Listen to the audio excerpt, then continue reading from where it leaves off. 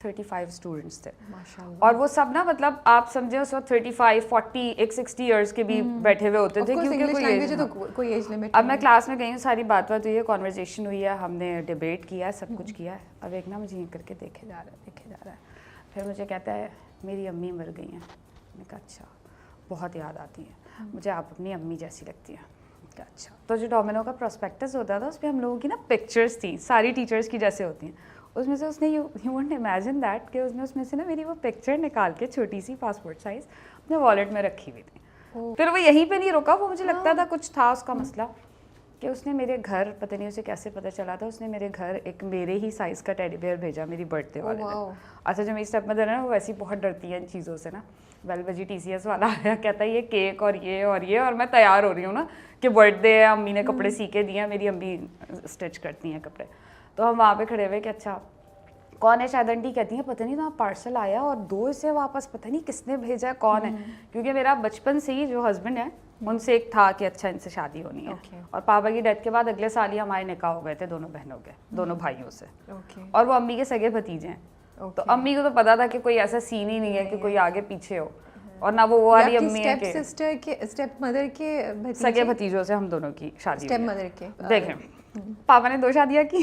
जो मैं बताती हूँ, जो पहली अम्मी है उनके हम 3 बच्चे हैं। एक मेरी बड़ी बहन जो मेरी जेठानी है, फिर मेरा भाई है, उसके ट्विन्स हैं, फिर मैं हूँ। फिर स्टेप मदर के 2 बच्चे हैं, एक बेटा एक बेटी। सो 5 बहन भाई हैं माशाल्लाह से आप लोग।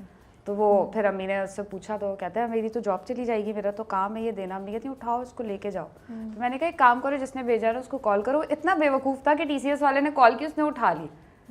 और फिर उसके बाद 6 to 9 की क्लास में वो मेरे होता था, फिर मैंने उसको वहाँ से रेस्टिकेट करवाया। बहुत बेइज्जती भी होगा ना यार, मुझे डर लगता था वो जिस तरह देखता है, मुझे लगता था उठा के ही ना ले जाए किसी ने, क्योंकि उस वक्त इतना था नहीं ना। एक तो पापा की ताज़ा डेथ हुई थी, फिर आपको लग रहा होता पूरी दुनिया में सभी आपके दुश्मन है, तो बहुत अलर्ट रहना पड़ता था, लेकिन बहुत मज़ा किया।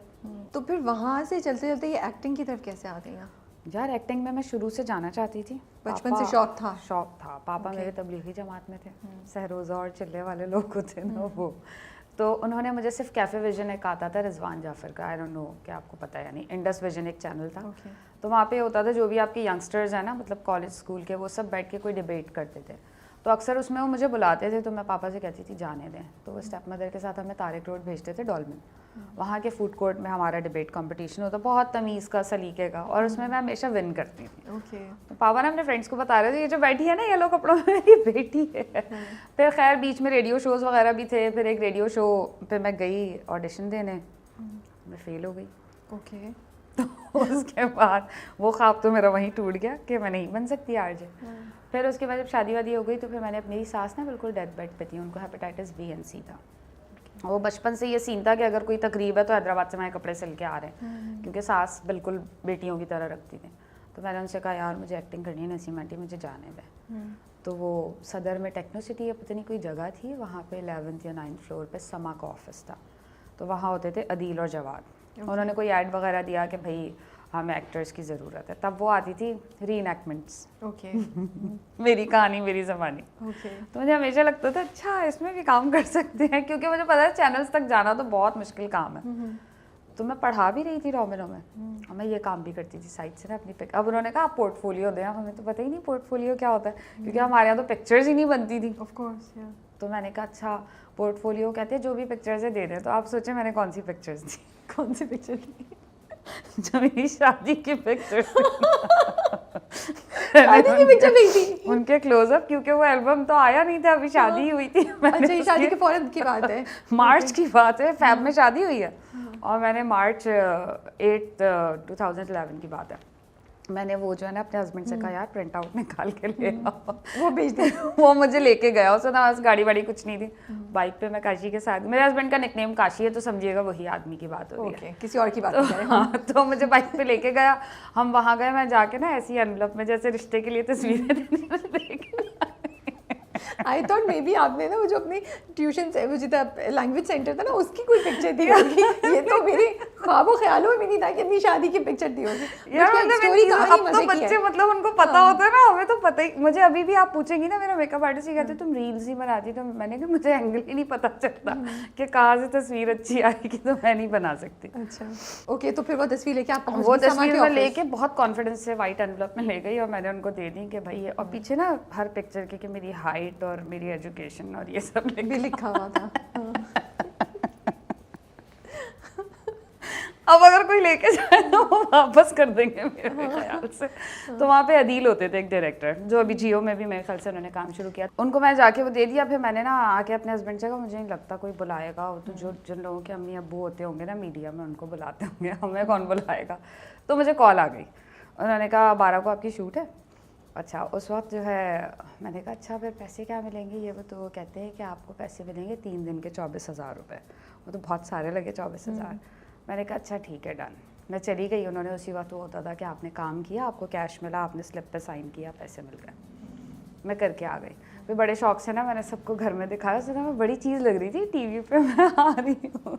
फिर एक वो किया, फिर उसके बाद मैंने कहा अब तो कोई भी नहीं बुला रहा, कोई भी नहीं बुला रहा। फिर अचानक से मुझे जियो से कॉल आई, तो उनका एक सूप था।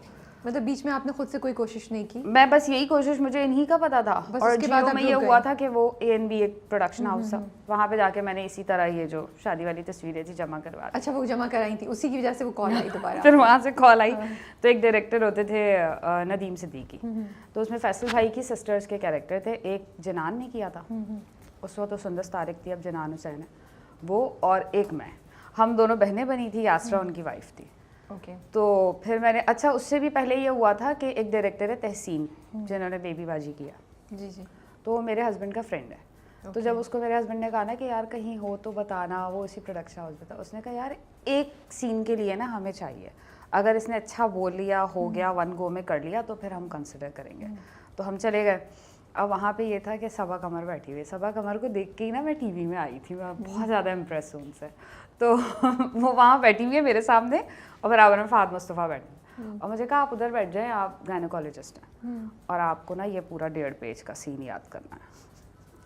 और ड्रामे का नाम था मैं चांसी।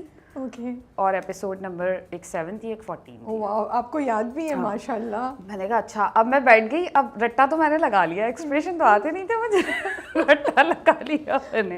अब वहाँ पे मैं बैठी हूँ, पहले तो सबा कमर, मतलब आप उसके उनके सामने बैठे पहली बार। मैंने बोलना शुरू किया। मैंने कहा कि निकाहनामे के अंदर एक गोशवारा होता है जिसके अंदर लिखा होता है कि आप लोगों को अपने टेस्ट करवाने, लेकिन आजकल के पढ़े लिखे लोग इन चीज़ों को इग्नोर करते, पता नहीं क्यों।